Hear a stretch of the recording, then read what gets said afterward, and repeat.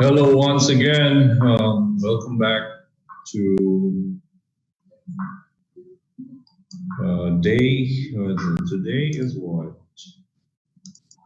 It's day 11. Oh no, sorry, maybe. Yeah, day 11 of the Magnus Carlsen Invitational. So this is the penultimate round of the tournament.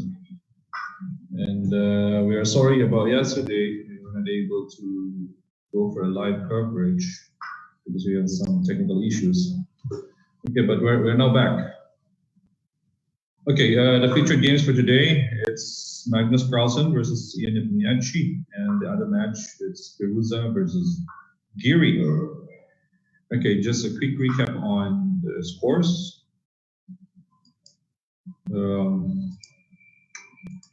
Carlsen lost game 1, drew game 2, and we have game 3 live at this moment.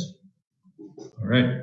So it was Nepomniachtchi who drew first blood, and it was a bit funny because, okay, while you are watching live, let's look at what happened in game number 1 of their game.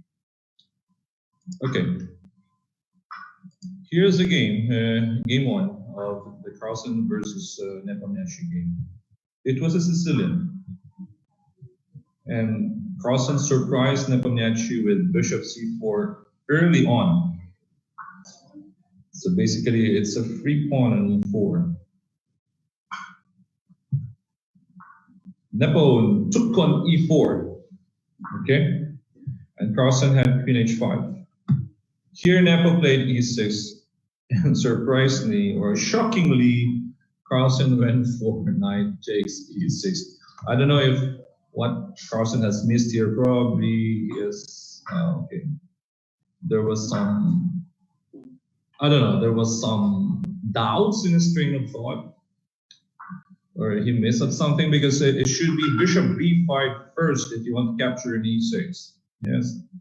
And for example, you play knight d7 or bishop d7, and let's say knight d7, for example, here knight d7, only then you take on e6, yes. And if knight goes to f6, knight takes on d8, takes the knight, and takes here. And we have an equal position. And both kings still in the middle of the board. And for example, here, bishop d7 is the same thing, knight takes e6. Okay, the queen could go to f6, and then you just go knight f4, yes. If take here, bishop queen takes on b5. So that was it, but Carlsen surprisingly, shockingly, probably messed up. He messed up big time. Knight takes e6. Okay, I mean, it happens to everyone. It happens to everyone. We are prone to making mistakes, of course. And it's just a bad timing for Magnus here.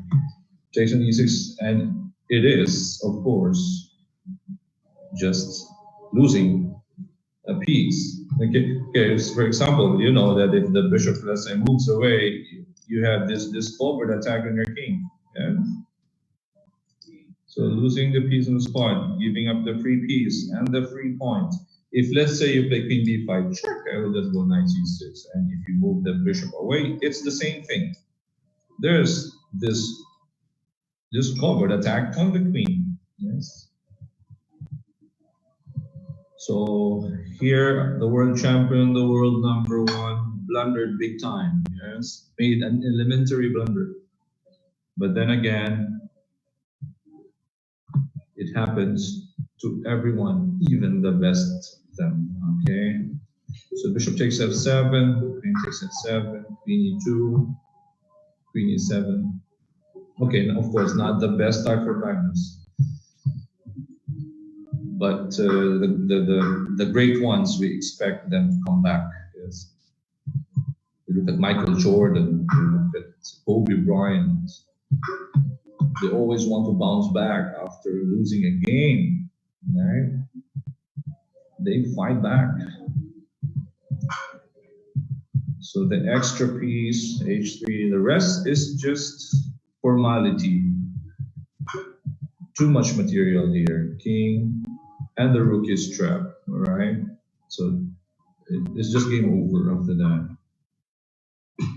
Again, it was a shocking knight takes e6 move by Magnus. It was supposed to be playable if he inserted the intermediate check on b5. Okay. Now with the blockade of the knight or the bishop on d7, then you can take an e6 because you exploit the pin on the king. Now this one is not possible anymore because you have knight c7 check, king to d8, and you have knight d5. Yes. So for example, let's say queen goes to e6, you can now pass it, right? And black's king is just bad on d8. So that was it. It's okay to play surprise moves, yes, but you have to come up with the goods. You don't just, maybe this knight takes e6 with just a bluff, or I don't know, or he missed, maybe he missed something. He knows that there is knight takes e6, but he should have played bishop b5 check first. Maybe he missed bishop b5. Yes. Or probably he was already thinking ahead. Maybe he thought that he already played bishop b5 and knight takes e6. That's what happens when you play online chess. Yes, there's this what we call pre-move. Yeah, he could have, because Carlsen has just played 2 days ago a bullet tournament on chess. So probably his mind is into this, fast, very fast chess, fast thinking. Yeah, probably thought that bishop b5 was already played and then boom. Okay, that's why when we're playing a game, we have to look at every move. Huh? We have, what did opponent play first? What should I do here? Right? There's always a question of what is my opponent's plan here. Okay, do not rush. Yes, don't be impulsive. But it happens. It happened to me many times as well. So we cannot fault Carlsen for that. But it only shows that Carlsen is human. And that is good, especially when you're playing online nowadays and a lot of cheating incidents day by day. So thanks to these guys, they're showing their human side here. All right, let's look at the live coverage. And in game 3, of course, Carlsen has the advantage. Exchange up. I don't know if Nepo can still save this one. Okay, he still has spoke with this H pawn, but it's okay, no more. He resigned. Okay, so now we look at the scores first before we move on to the other game. Let's update. Let's do an update of the scores. Carlsen won the 3rd game. So we got a tie, 1.5 to 1.5. Going into game 4, the last game. Who wins? Of course, who wins game 4 will win the match.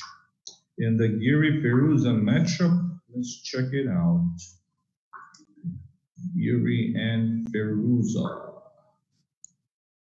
They are still playing game number 3. All right.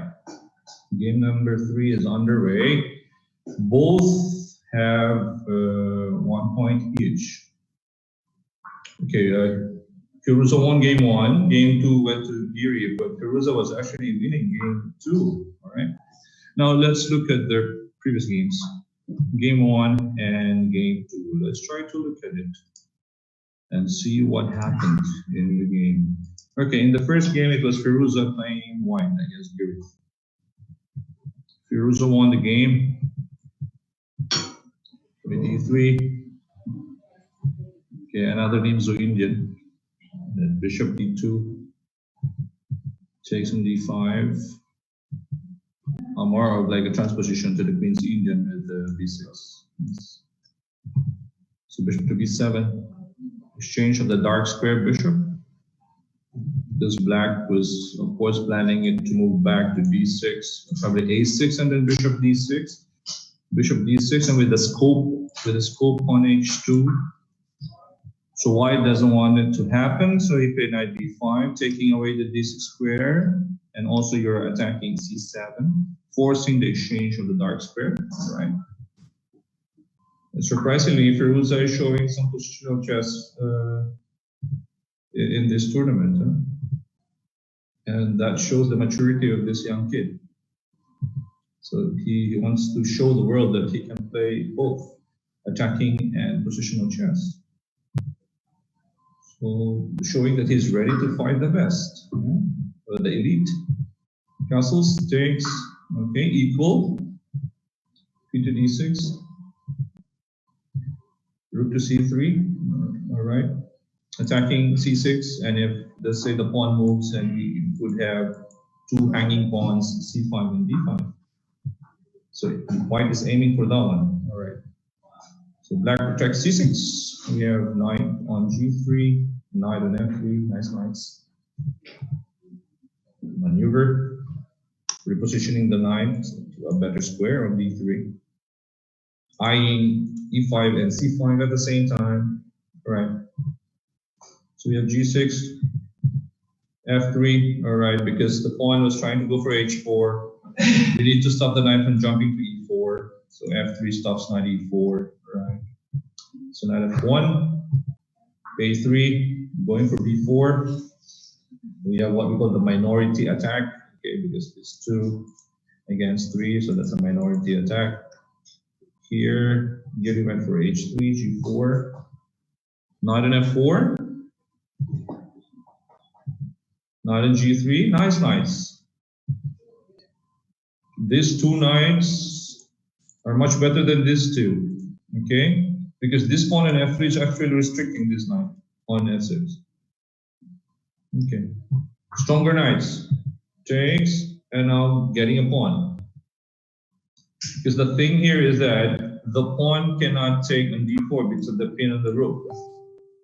And if you push this pawn, for example, let's say instead of knight f8, let's say Giri tries to push a pawn c4, we have b3, right? If the rook moves back to c8, you can take the c4 pawn, take the 1, and then just probably queen b5. Knight 8 takes h3 is also next. Okay, so takes, so knight f8, g5.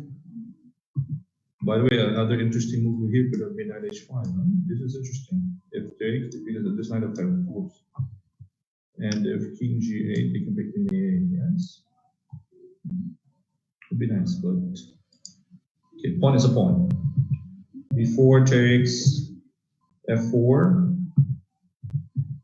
Rook to c6, taking another pawn here on d5. So 2 pawns up for Firouzja. Knight e4, centralized knight, pin.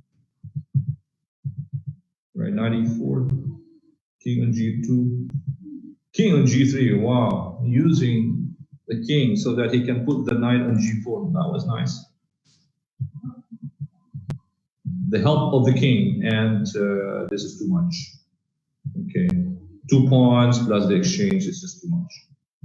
Right, e5, rook, and then he resigned, of course, because now the rook, let's say if rook h6 is just the f8 pawn, you can even exchange it and simplify. Yes, you can simplify things. You can play here, yes. We put the rook on f6, and just too much. Okay, going back live, the position is still a bit, oh, it's a close position, yes. Close position. So since it's still close, we look at game number 2 of the Firouzja game. That was actually a roller coaster of a game. Game number 2. Giri was losing at one point, of course, but Firouzja messed up. Here Firouzja played the Karo Khan. Game number 2. So Giri went for the advanced variation with e5. h6, castles, knight d7, alright, a5. Not so common, by the way. Some players, they would go for, they can go for g5 and bishop to g7. But here, Firouzja went for a5. Okay, a4, only then g5. Okay, knight e1, queen c7, c5. Okay, nice. Takes on d4, knight c6. I like this a5 move. Okay, now it's provoking. I like the provocation of a4. He provoked a4, then he played c5. That was nice. That was nice because now he has a square on b4, right? That was nice positional play. Pretty good. Okay, now you can have an outpost on b4 and it's safe also to castle queenside with that a5 move.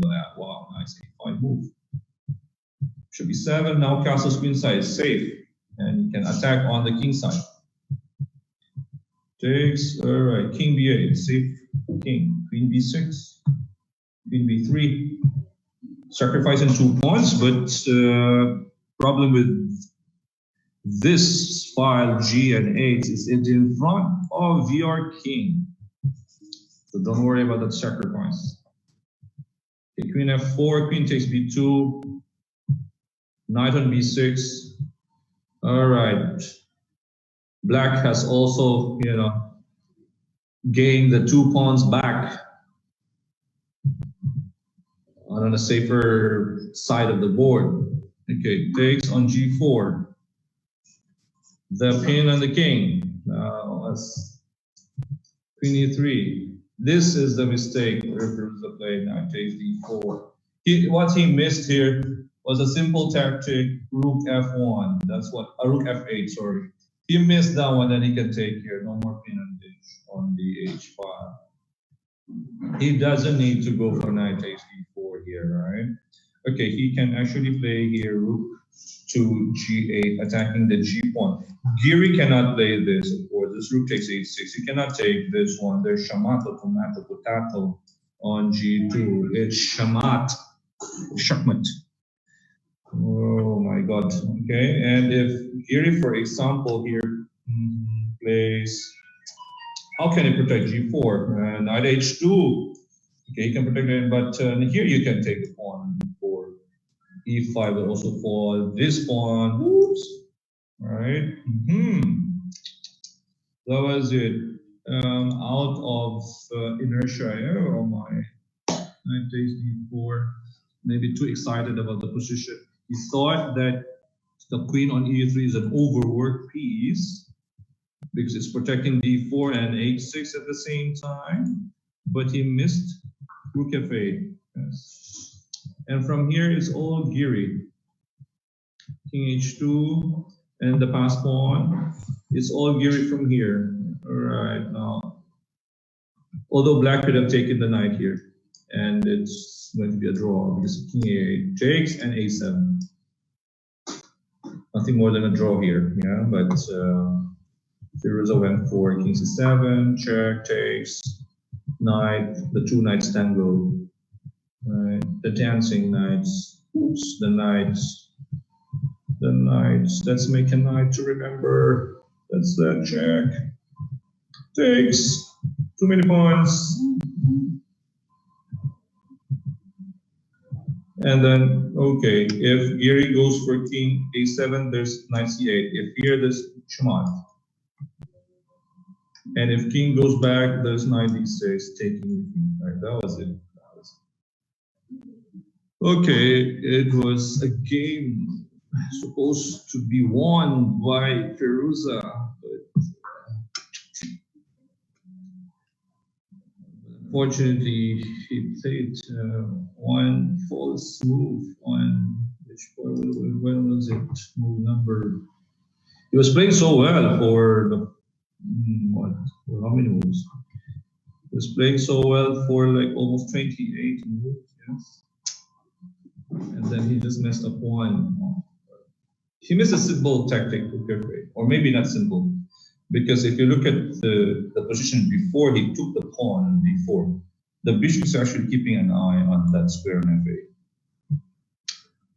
Sometimes you lose track of that one, yes, when you rely on your intuition, and you thought that, oops, after moving the bishop on d2. The f8 square is not anymore protected by that bishop. And with that rook f8 distraction, important distraction, there's no more pin on the h file. That was nice distraction by Giri, and it's winning. It's two minor pieces for yeah. And now the G pawn becomes very dangerous. Okay, let's look at the live game. In the live game, Giri is ahead. How many points? Oh, same number of points, but Giri has a dangerous attack on the king side with his pawns coming up. G4 should be coming at the right time. You know? It should be coming. Let's have a look at this game in the live. Let's try to look at this one. Giri. All right.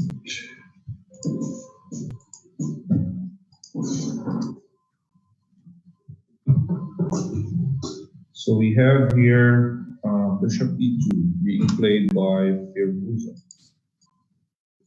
So it's Giri's turn to move, yeah?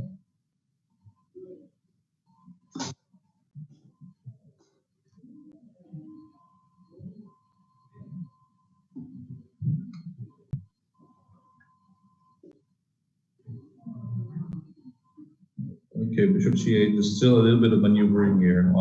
Time check, Firouzja has less than 5 minutes, Giri 7 minutes. And black is better positionally.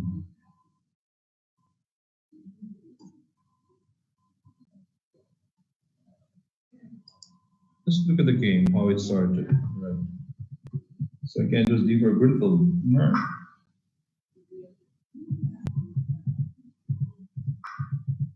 Giri is showing some different repertoire in this tournament. First game against Firouzja, he employed the Nimzo Indian, Nimzo Queens Indian type of setup. This time the Grunfeld. The F5. But the nature of the position now in the live coverage is more of like a King's Indian, yes? Well, the Grunfeld and the King's Indian are almost the same family, with the Bishop and G7. So the nature of the position is more of like a King's Indian here. Or even it resembles also a Royal Office type of position where the black pawn is on F4. So it's a mix of Royal Office, King's Indian, but just started with the Grunfeld.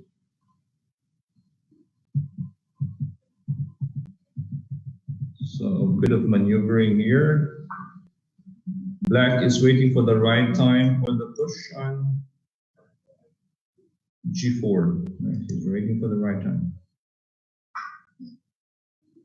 So after Bishop C8, there was an exchange on. Okay, there was Bishop C8 and an exchange on A8. So here's the thing. Okay, White's only way is the A file. That's its only way to go for counterplay. It's the only open file.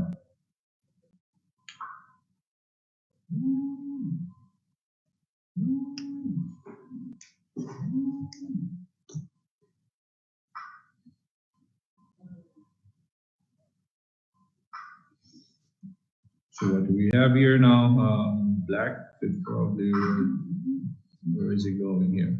Actually, he still cannot push G4 here because, okay, let's say takes, or maybe possible if takes, there's Bishop takes, yes.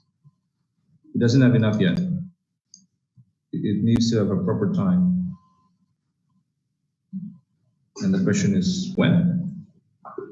White has a very nice hook on it, distracting the coordination of Black's attack on the king side. So this is interesting, to say the least.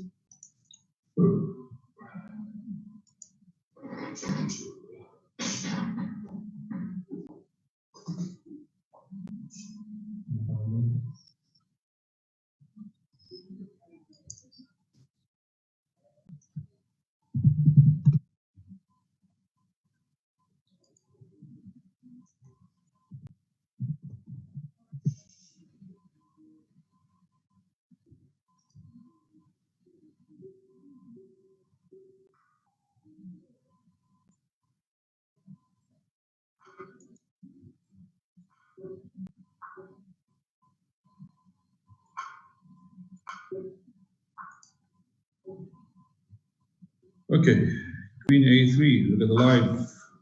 Queen C5 was played, and now Queen A3.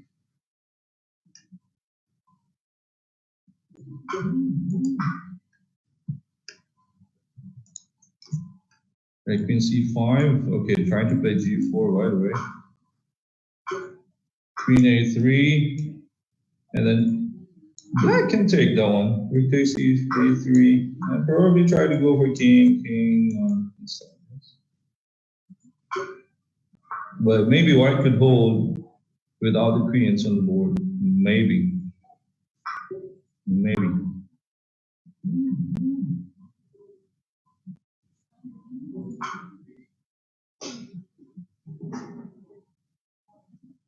All right. Well, let's try to look at game number 3 of the Carlsen game.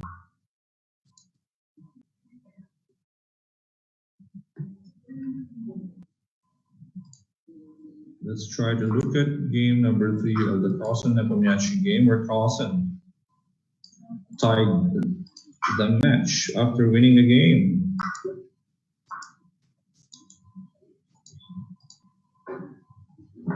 Right, Carlsen is wide. A4, bishop to D2. This is typical Carlsen nowadays. This is just trying to, okay, play out of the book, right? Okay, display playable positions. H3, bishop to F4, A5, knight G2. This is a new position on the board. This is just chess at the moment.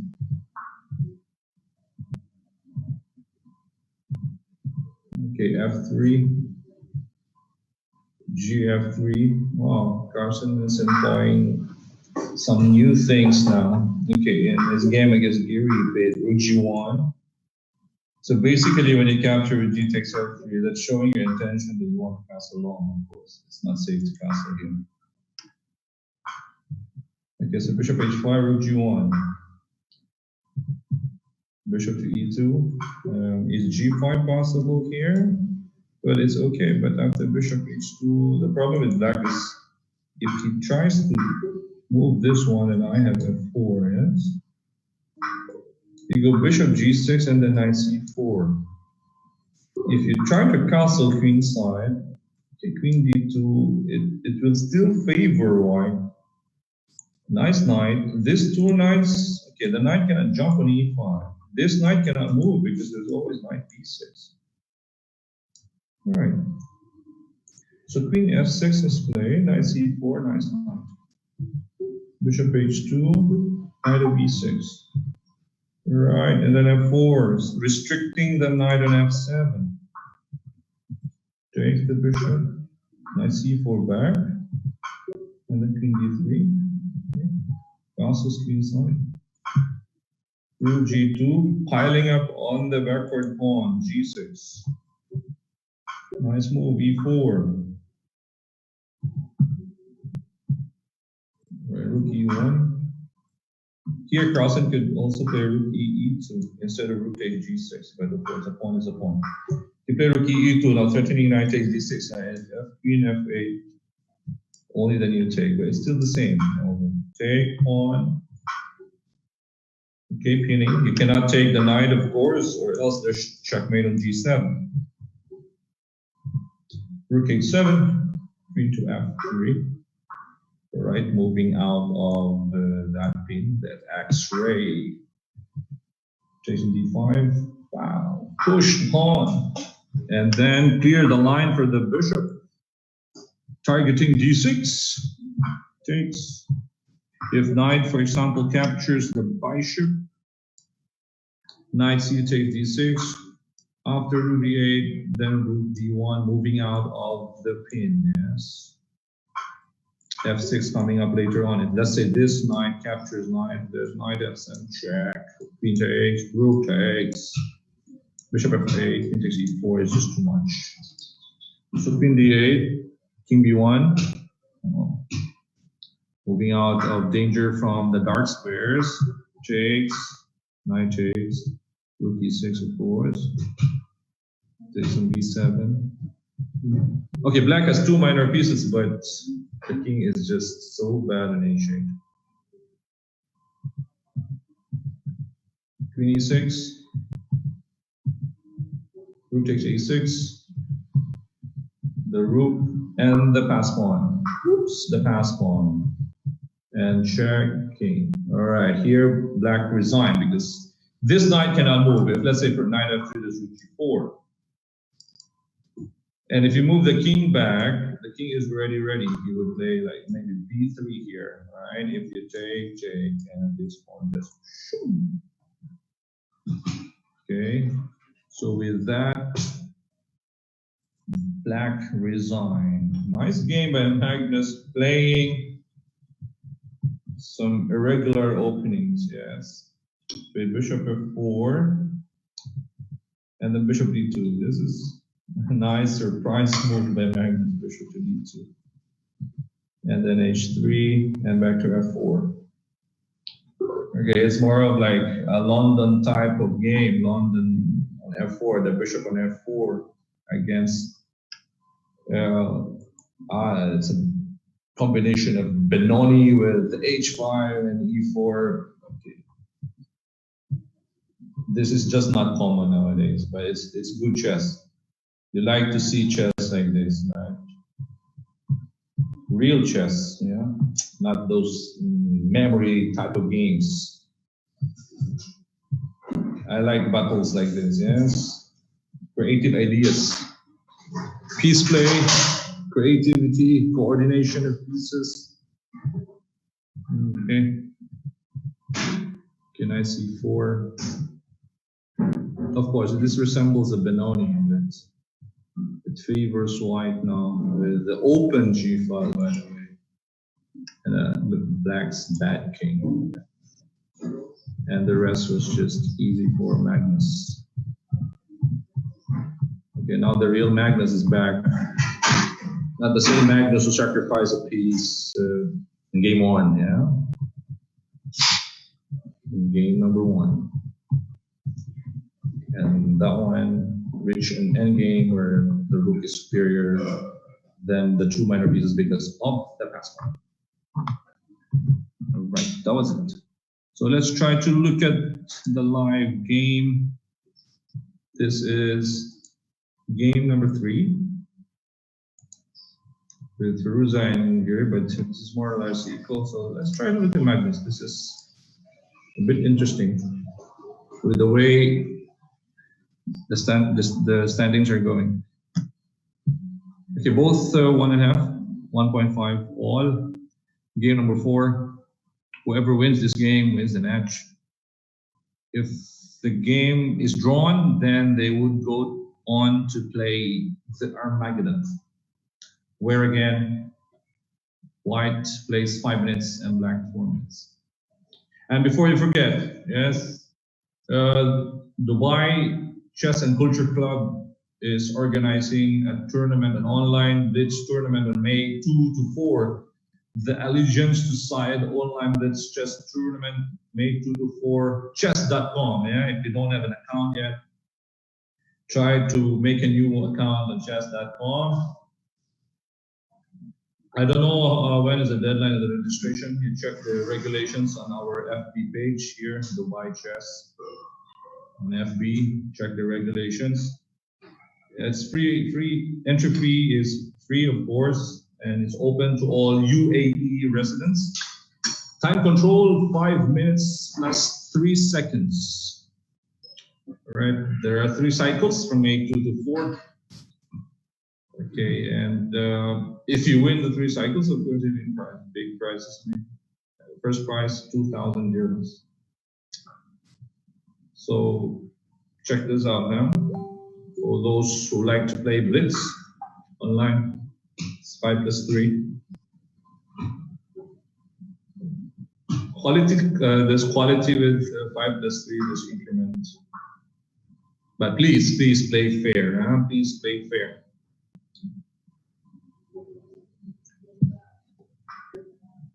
All right, let's go back. Game 4, Magnus and Nepomniachtchi. Nepomniachtchi. We have game 4 here. Whoever wins this game again and wins the match. So this is very, very, very important. Last round, Carlsen lost to Giri.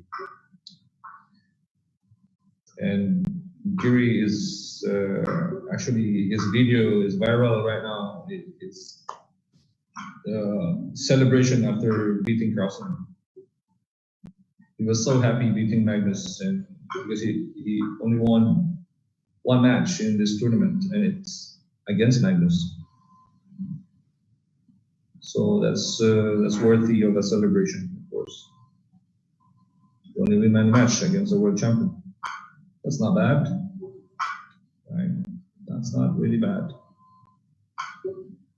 And today he is playing Firouzja, who also won the same day. Yes, his first match against Bashir Lagrave, and they're playing against each other. They are now playing they're still playing game number 3. Magnus and Nepomniachtchi is game number 4, so let's try to look at this game.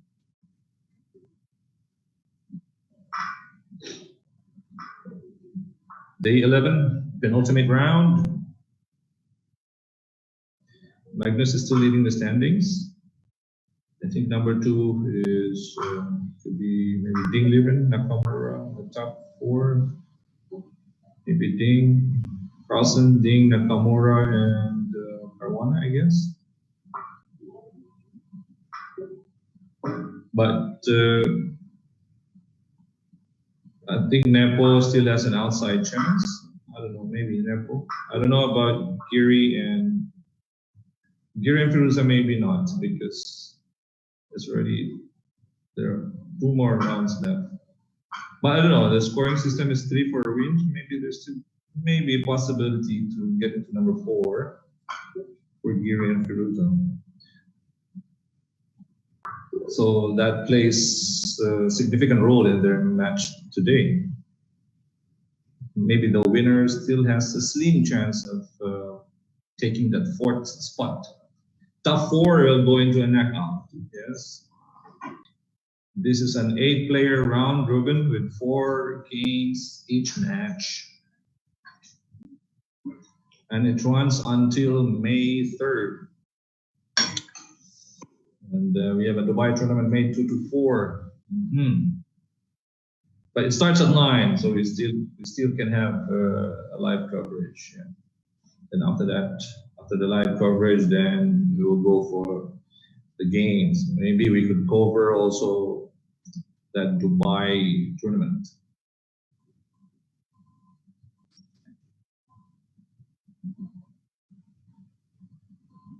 Okay, Nepomniachtchi has a slight edge here.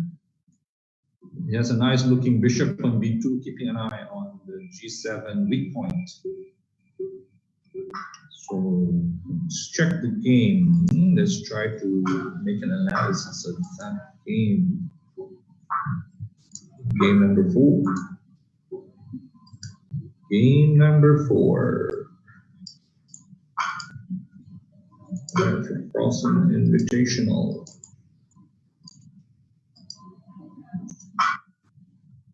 Okay, so we have Sicilian on the board. Carlsen played the Sicilian, knight c6, knight to c3, e5. Okay, now it's going into a transposition to the Royal Opus with the e5 push. So d6, bishop into g4, bishop e6. Okay, knight e3, knight to d7, bishop e5, 4 takes, knight takes e4, knight e5, knight on e7, queen into e7. Okay, this b3 Larsen with f4, like the bird. Okay, so many transpositions. Black is also having this Royal Opus setup. It started with the Sicilian. I like what's going on in this Carlsen and Nepomniachtchi matchup. Okay, they're playing this roller coasters, yes, and they're playing different openings and different transpositions, which is nice.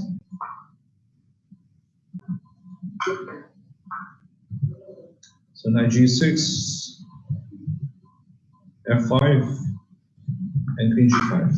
All right, slight edge for white, since this bishop is just very, very strong and attacking the weak point on g7. There's a target for the bishop, while the two knights they don't have targets. So that's the main difference with maybe king h1 and then, or maybe just rook f2, or this rook in e2 to g2 with h4 and h5. So you like white's chances here.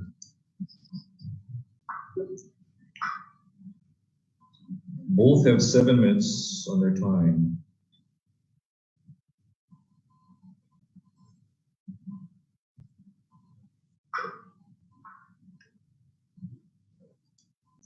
This Larsen bishop on b2 is just very, very strong. How do you get rid of this bishop? How do you get rid of the bishop? Carlsen would probably, would he play knight f8? What will he do? If he plays, for example, rook e8, then white would maybe play h4, h5. Okay, knight goes back to f8, and then let's go h5. Right, if the knight goes to e6, just king g3. This rook again could go e2 and g2. G7 is just very weak, yeah? So you like white, I like white's chances here. And with that, if white is able to convert his advantage, then that wins the match for Nepomniachtchi.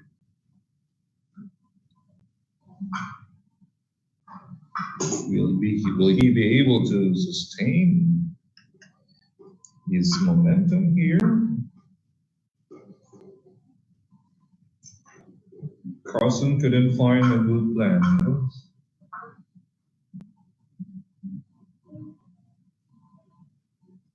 With a very strong bishop on b2.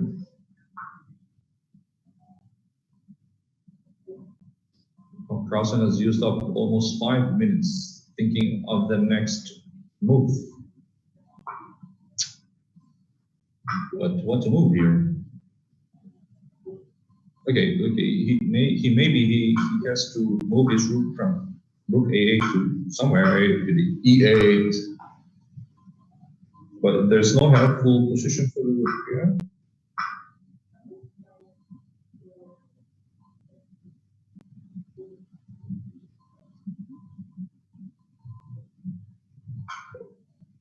Uh-oh, more than 5 minutes for Carlsen. Long thing for Magnus.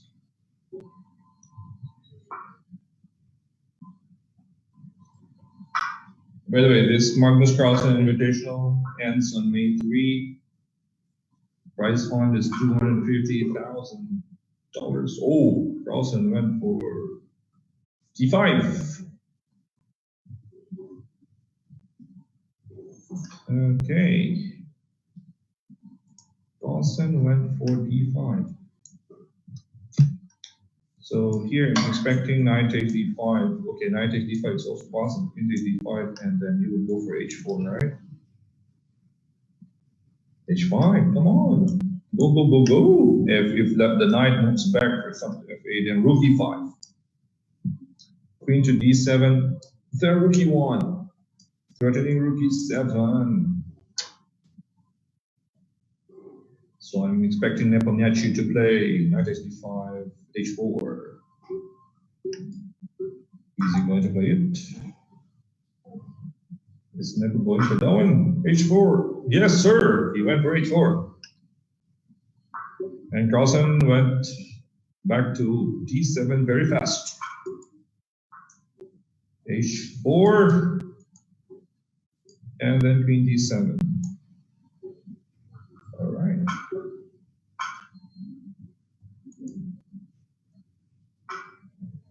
h5, of course, h5, boom. And now knight f8.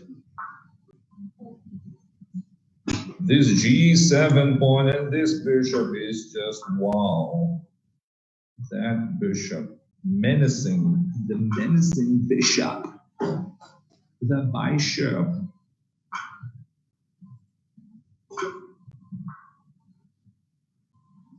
You look at the scope of the bishop on b2 compared to that knight on f8. It's just a big difference.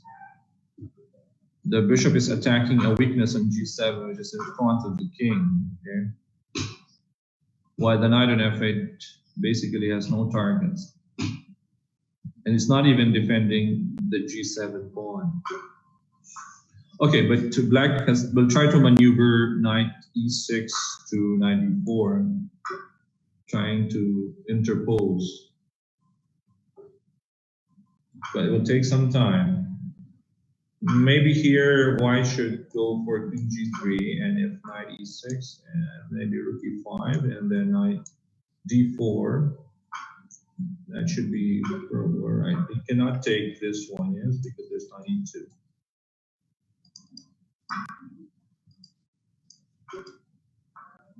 So the question now here is how to stop this knight e6 to knight d4. Oh, he went for queen g2, was it? Did he go for it? Oh, here, knight, queen g2, and then knight d4. I'm not so sure about h6. That was a bit rush, yeah? Okay, then he went for rook e5. Queen d6 now for Magnus. Okay, rook f e1, I suppose. What? Why not double the rooks?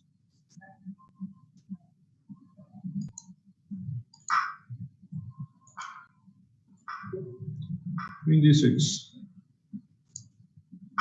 Why not double the rooks, Nepo? Why you play b4? All right, why play b4? Why is that? Why b4? Before I let you go. Right there. Now, can Magnus take the pawn? Takes and then knight e6, attacking f4. Possible. If you play, what is this? Why b4? Why? Why? Why not rook fe1 here? Okay, yeah, let's say rook a f8. I mean, you already have pressure on g7, yeah, and you have two rooks piling up. You can even play like take. If let's say pawn takes d4, your rook takes f5, of course, because that's made on g7. And if queen takes d4, you can exchange. Yes, queen f2. If you take king f2, okay, let's say b6, and then takes on g7, takes on g7, and probably just what you want. Okay, maybe equal, but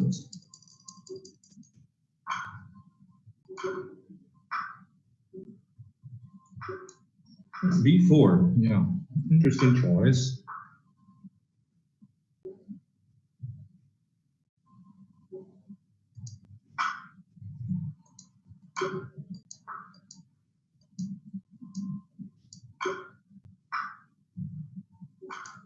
Okay, so b4, Magnus went for queen takes h6, takes, he played knight to c6, rook goes back to e3, we have rook 88, and then rook fe1. All right.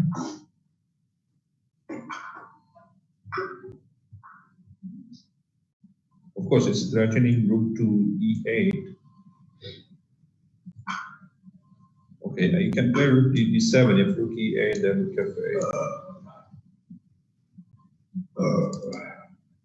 What else can you do here? Oh, he's still ahead. You cannot capture queen takes f4, huh? Never take that one. It's going to be mate. E8 takes, and this one is queen takes g7 mate. Okay, you mess up that sense of danger. Your queen and your rook is protecting g7 because the bishop and the queen is attacking it. So you got to take care of that one, yeah. Oh, Carlsen went for rook b7, which is good. Nice defense, Magnus. Rook g3. Time check. 5 minutes for Nepomniachtchi. Carlsen. 3 minutes. Rook g3. Pressure cooker. And you can exchange one of the rooks, like rook e7, maybe rook e7. Rook takes. Queen d5 check. And king h8, safe, is it safe? But king d6, rook e1, okay, it's still good.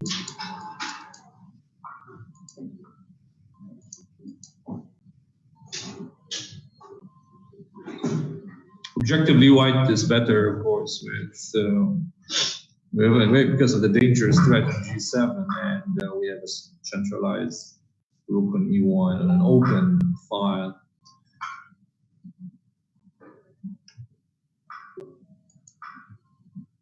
So Carlsen needs to find the right line of defense here. If not, his position will just collapse. And by the way, it's not free. You would look at the pawn on f4, right? Keep an eye on pawn on f4. Is this free? If queen takes the pawn on f4 again, this rook e8, yes, rook f8, boom. Safety and counting, yes. Once the queen moves away from that h6 square, you will be mated on g7, okay? So that f4 pawn is a bait. Never take the bait.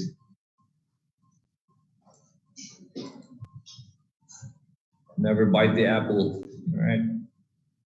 You bite the apple, you know what happens. It's just bad, yeah. Never take the bait, yes. Oops, okay, he went for rook e7, yes. Okay, so I'm expecting rook e7, rook takes e7, takes, and then queen d5. I'm expecting Magnus to put king h8. And then maybe Nepo could go for queen d6, but sure. Yes, Magnus went for king h8. Time check, 2 minutes for Magnus. Nepomniachtchi, 5 minutes left. What happens to the other match? Well, the other match, Firouzja won game 3. Firouzja in the lead. Let's try to look at this one first. It is almost done. Magnus ready on game 4. Should be 5, finish 5. Now Magnus is back in the game.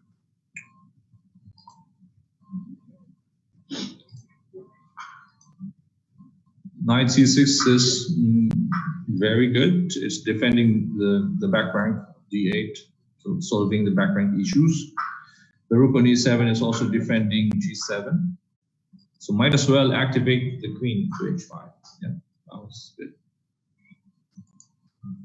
So bishop e5 and then queen h5. All right. The queen could go for annoying checks on d1, take c2. This. So white has to be more careful here. Plenty of threats for queen. Although nothing more than a draw. But if white could actually do something, if his king is only safe, this pawn could just run straight up. Yeah. But the problem is his king. He doesn't have the pawn in front of it. Yes. We need a pawn. Maybe a pawn on g2 would have been nice, and then this d pawn would just go all the way up to the end of the line. But his king must find a shield. No pawn shield. Super shield. Go back live. Okay, after queen h5. Nepomniachtchi is using up some time here. Time check, Magnus, 1 minute and 57 seconds. Nepomniachtchi, 3 minutes 17.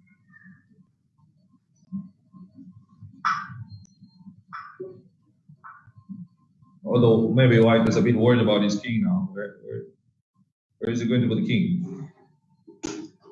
G2, there's queen e2.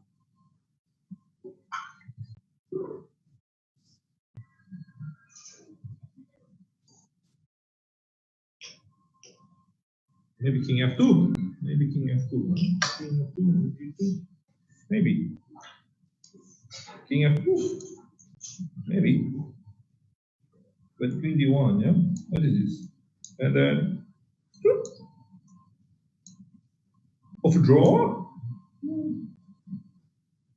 So this is more or less equal.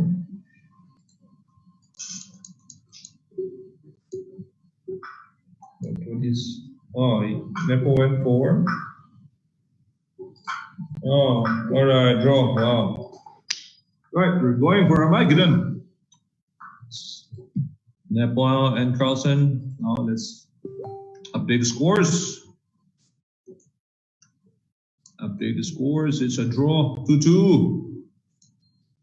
Armageddon coming up next. So let's check out Firouzja and Giri. Game number 4. All right, this is game number 4. Again, it's another Karo Khan. But what happened in game number 3? Let's check it out. What happened in game number 3 was Firouzja won game number 3. Wow, this young boy is showing some skills. Yes. Mature one. Let's check it out. What happened to game number 3 between Firouzja and Giri? Right.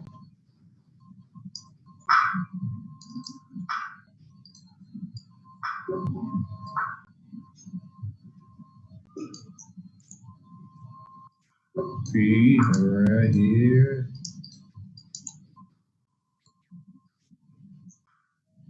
Okay, so Firouzja was white. So Firouzja won both his games with the white pieces against Giri in game number 1. Oh, it's another Greenfield, same as game number 1.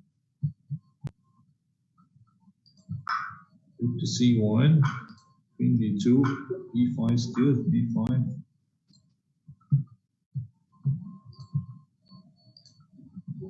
Oh no, sorry, game number 1 was a Nimzu. Okay, this one resembles again a King's Indian setup. And now more of like a Roy Lopez also. Black was actually better, but I don't know what happened. Maybe Giri was struck with his time again. 91, bishop takes, g4. Oh, b4, my. Right, g3, oh, why? g3. Okay, king e1. The thing about g3 is that it's only 2 steps away from moving on g1. All right, but he went for b4. Takes. And now king e1. He still is winning here with knight b5, yes?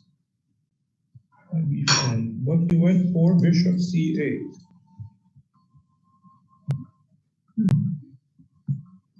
Well, that's the thing about lucky chess. Okay. Takes on g2. d6 checks. Oh my god. King f8 and then rook g6. The mate, he missed the mate on g8. Wow, what a sudden turn. Sad. Whoops. How to stop the mate on G8. Oops, Giri, oops, Giri, oops. Oh, that was a sad miss by Giri. Rook F2, huh? Wow. The danger was on his side, so he should have played King D8. Now the difference now is after D6, okay, you can go back to E8. If Rook H8, King D7, Bishop to B5 check, you can just take, give it up. Give up the bishop. If let's say Rook takes the bishop, you can go Rook F2, Rook takes pawn, and pin your hopes on that G pawn. And if let's say Bishop takes this E8, now Rook G1, yeah? Rook G8, G2. Or the king has to go to G7, and the king can go C5, bam, bam, bam. If Bishop takes H5, King D4. If Bishop here, King D3. Okay, let's say you play H5, takes.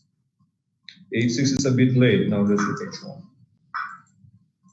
But he played Rook F2 at once and missed the D6 clearance for the bishop. And this time he cannot anymore play King D8 because Rook H8, Bishop E8, Bishop B5 is mate coming up. Such is chess, yes. He thought probably it was just the same, but no. One false move, one wrong sequence is just game over. Uh-oh. Maybe time, yeah, time wasn't on his side. Giri always have problems, especially when he has seconds on his clock. Compared to the young kid, Alireza, known for fast chess. It's an advantage to be young. It's like me when I was young. Wow. Now let's try to look at the live game. So again, we have the Caro-Kann, same as game number 2. So a mass win for Giri. Let's check if Carlsen and okay, they're not playing Armageddon yet, or are they? Or not yet. So Carlsen will be playing white in the Armageddon against Nepomniachtchi. We'll get back into that one. Meantime, let's watch game 4. Well, that was a sad one for Giri, yes. If we go back into the game, he had his chances here early in the game. Okay. Also in the end game, when he played B4, he could have just played G3 first. King goes to E1, Bishop on C8. Okay, for example, you check. Bishop goes to B7. Okay, what's the difference? If the king goes to D2, exchange the rook. Takes. This pawn is going to be a big problem, and the knight has no scope. You cannot go knight F2, you cannot go knight E3.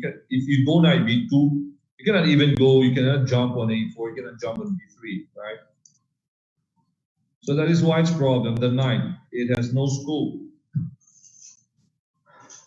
And if bishop goes back to F1, no other move. Okay, bishop to B7, okay, bishop E2. Black can just maneuver what he wants. Bishop E1, knight F6, bishop back, knight D7, knight F8, knight here, and knight takes. That was it. That was the plan. Change the rook and take that H4 weakness. Oh, Giri missed it. Yeah, he missed it. G3 first. G3 first. B4 no, because you allow the knight to be activated.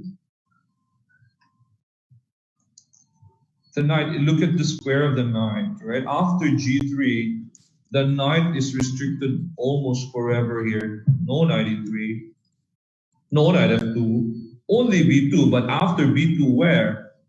No D3, no A4. It's stuck. Bishop is also stuck on E2. So All you need to do is exchange the rook. Bishop b7, if king d2, exchange the rook. Take, maneuver the knight, right? Knight e8, knight f6, knight here, knight f8, whoops, and knight takes on h4. That was it. Black could have won. You don't even need to move your b5 and c4 pawns. Okay, you can still move the bishop on b7 just to keep an eye on, let's say, bishop b7 if opponent plays knight, try to take on c4. Okay, keep an eye on that c4 sacrifice. Right, that's not allowing white to have enough room, yeah, for counterplay. No room. Don't give him air to breathe. b4 is just giving him a breathing room. Fresh air for the knight. Right, the knight is free. Freedom, freedom. Oh, look at the knight. Wasn't doing anything on d1, but you give him freedom. Right, you reopen the, you know, when you reopen. Don't give the knight freedom. Right.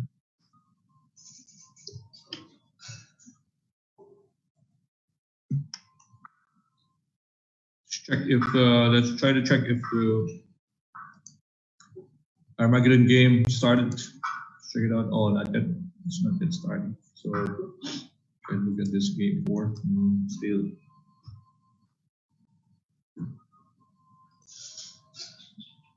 Okay, Firouzja still hasn't castled yet. Yeah, it's almost 20 moves and hasn't castled yet.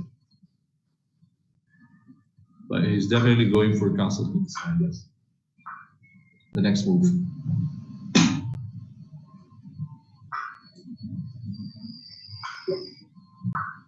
Okay, we're expecting Giri to play an ID2 here, I guess.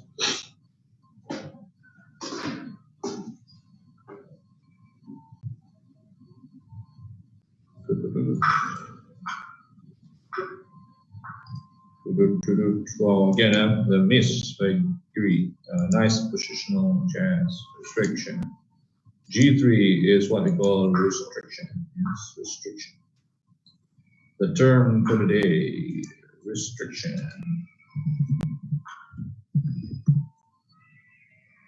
And if you want to stop COVID, we need to restrict ourselves. Yes, we have to restrict. Restriction. The way to go.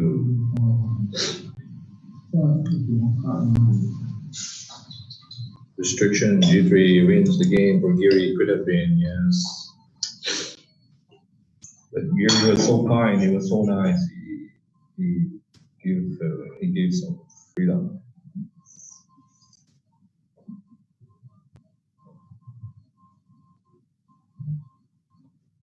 So this is the way, yeah.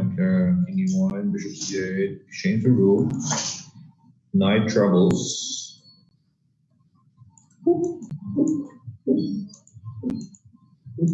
Yeah, that's it.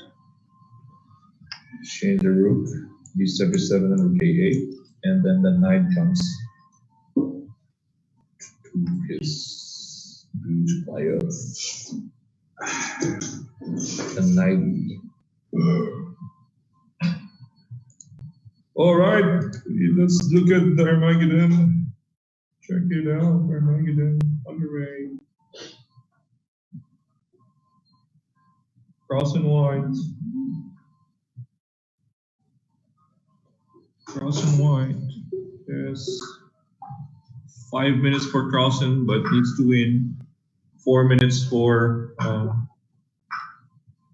Nepomniachtchi, but draw is all he needs. All he needs is a draw.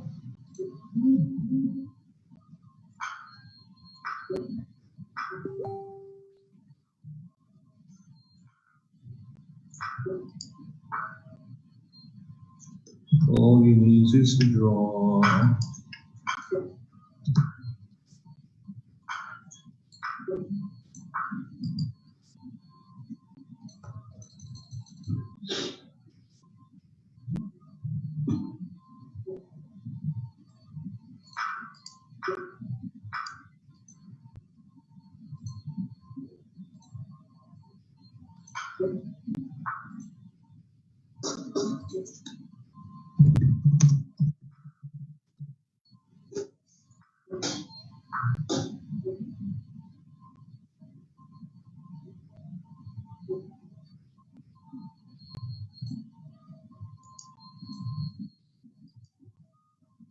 Okay, look at the action. 3 minutes, both of them. Let's watch. It's a critical game. Magnus.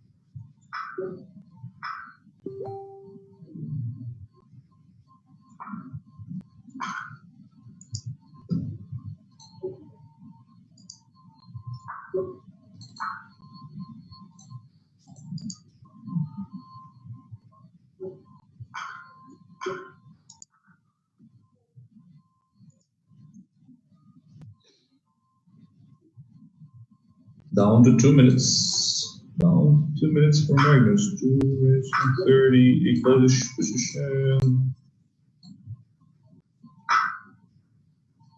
Smart play here by Nepomniachtchi.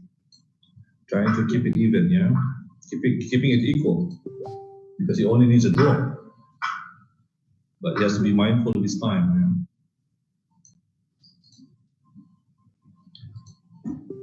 Well, it's hard for Magnus to squeeze this out, but knowing Magnus, he will try.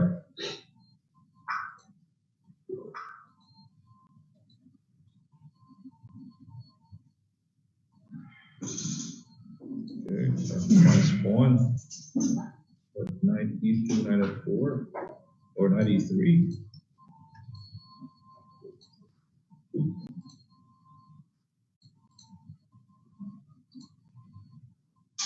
Less than 2 minutes left. Okay, back to 2 minutes because there's an increment.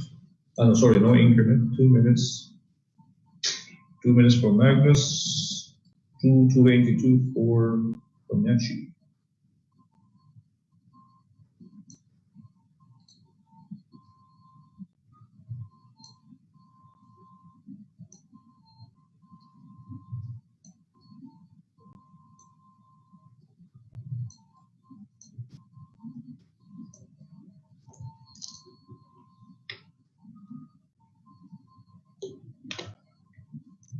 Magnus is known for squeezing microscopic advantages, yeah.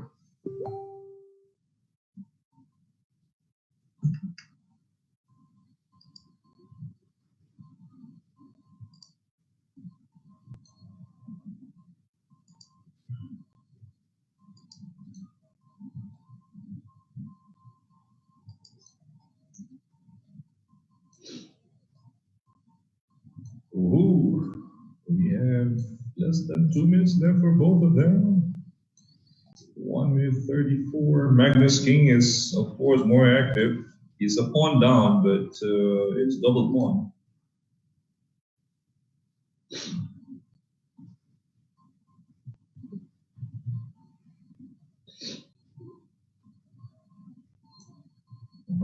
Typical Magnus. Typical Magnus.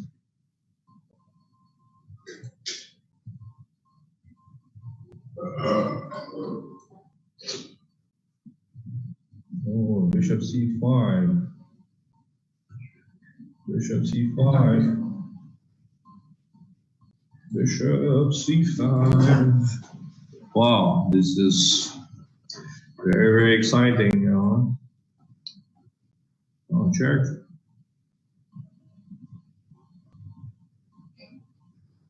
Knight e3. Bishop c5. Knight c6. Okay, Nepomniachtchi trying to reduce as much material as he could.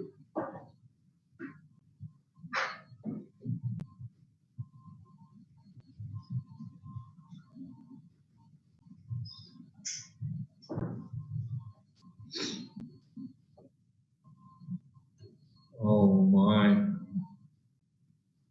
This is Magnus' favorite, right? Knight takes e3. Oh, wow. King d3. Wow. Endgame. Endgame. This is nice. King d3, king f2. Yes. King f2.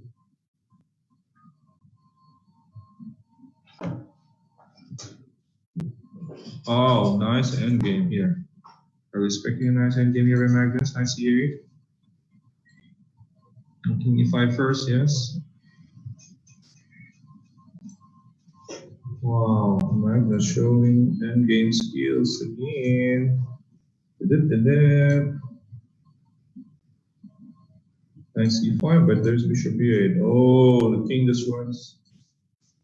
Wow. G7 coming up.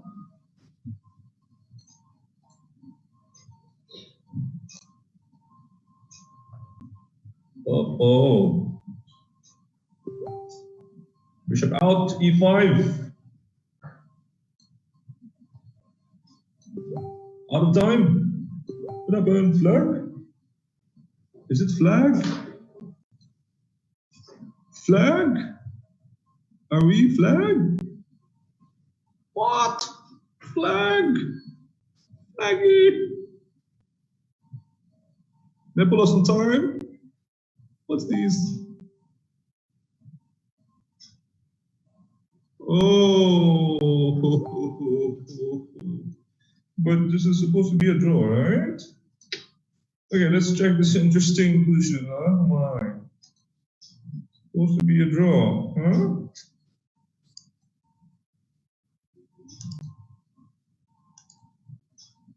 Wow, Magnus, you could say that he's lucky, but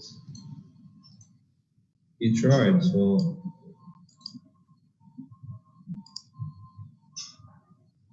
But good players are always lucky, by the way. Okay. Wow. Wow, that was painful. Yeah. It was already, okay, this is already a draw at some point here. Okay. Magnus played knight e4. Nepo went for that one, which is a mistake. Wow, imagine that. He needs to play king e7. Wow, amazing endgame. If knight c5, just bishop, whatever, just bishop move, yes. If knight goes back, you wait for that one, then king d8. Okay, you wait for any knight move on a6 or b5. Okay, for example, knight here, bishop, you can stay h2 or f4. You go knight d5, you stay on g3, whatever, you stay there. Let's say knight c3, you stay there.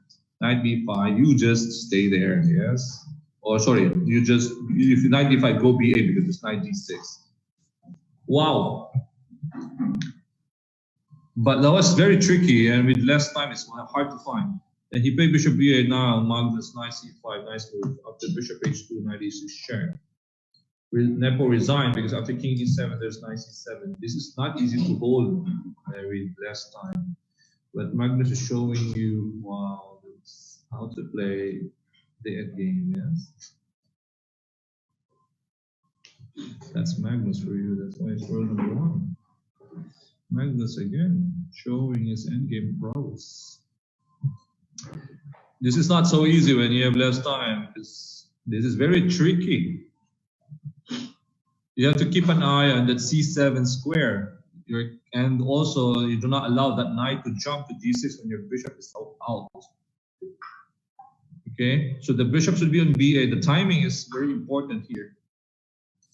But this time, he wanted to go with b8 because he was worried about d6. Okay, but you need to take away d6. Okay, you cannot fault Nepo for taking away the d6 with the bishop move. But Carlsen was very tricky. He has this. If you play king move, Then there's knight a6. If you play bishop to a7, king c7, let's say king e8, king c8, let's say just king e7, this knight goes c7, transfer it to b5, the pawn will remove. That's the thing. But again, this is not easy. Or maybe if Nepo has like 3 minutes with when you play on increment. Oh no, there was no increment, by the way. So that's another. Oh, that's a very hard thing also. Yes, so it favors Carlsen. It favors Carlsen because he has the advantage of a pawn. No increment. Wow, that was nice.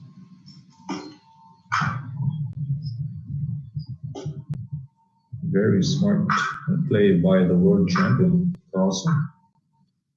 Playing white, just single pawn, the knight against bishop, tricky endgame, hard to find draw. Waited for his opponent to make a mistake. King e7 was not easy to find, of course. King e7, knight e5, and then bishop does go back. If knight here does go there. Cat and mouse, yes. If the knight goes to b4, then bishop h2. If knight goes to d5, you stay there, yes. You stay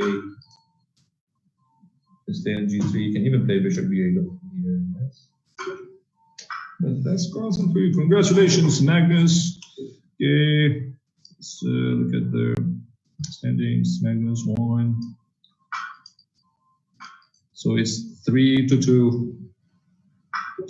Magnus wins the match and is also leading the tournament with one more round to go. He only lost one match to Anish Giri, and Giri is still playing as of the moment against the young wonderkind Alireza Firouzja from Iran. I think he already transferred his federation to France. Oh my, this is going to Firouzja's way. This is going Firouzja's way. A draw is enough for Firouzja to win the match. He has more time, 7 minutes, same number of pawns, same side. For sure, he will not mess this up, yes? Rook a2, rook a3, rook a2, rook a3. Rook takes. Can do it. Oh, no, don't take.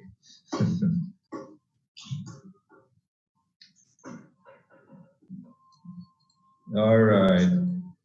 Okay, in the other match, it's Firouzja winning against Giri. So the only match that Giri won was against Magnus Carlsen.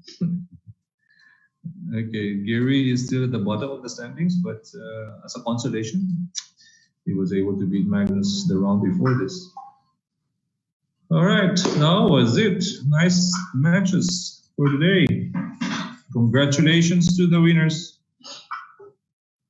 Giri lost to Firouzja, so the score, let's have an update of the scores. Firouzja drew the last game. So it's 2.5 to 1.5, and the other match went the distance, playing the tie break in Armageddon. Magnus winning 3-2. By winning a very nice endgame in the Armageddon. And that was it. Again, guys, reminding everyone, Allegiance to Zayed online Blitz Chess Tournament, May 2 to 4 on chess.com. If you don't have an account yet, open a new one. Okay, you can find the regulations on our FB page, the Dubai Chess Culture Club. We have an FB page. Check it out. And it's May 2 to 4. May 2 is this Saturday. Yes. And I will see you there. 5 minutes plus 3 seconds increment. So that's all for now. Stay safe, stay home, play chess. This is Coach Oliver signing off. Bye.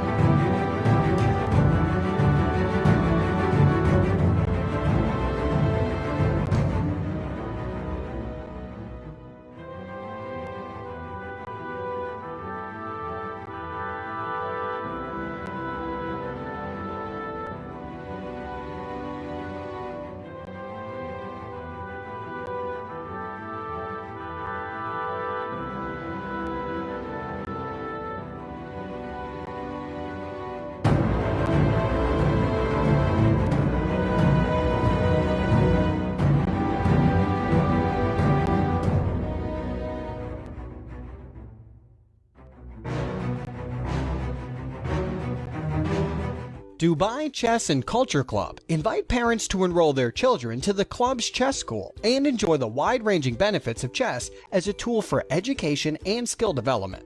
Under the guidance of a team of internationally certified instructors, students will learn the fundamentals of chess strategy, tactics, and other key concepts in a fun and highly engaging way. Dubai Chess Club also offers ladies-only training program for women to have a comfortable environment to train. Studies have shown that chess is a great way to strengthen memory, enhance creativity, develop problem-solving skills, and boost the analytical abilities of children. Moreover, it teaches children the value of planning and foresight, and helps instill discipline, self-confidence, perseverance, and sportsmanship. Children who study chess are also known to improve their academic performance. A child who makes great chess moves can make great life moves.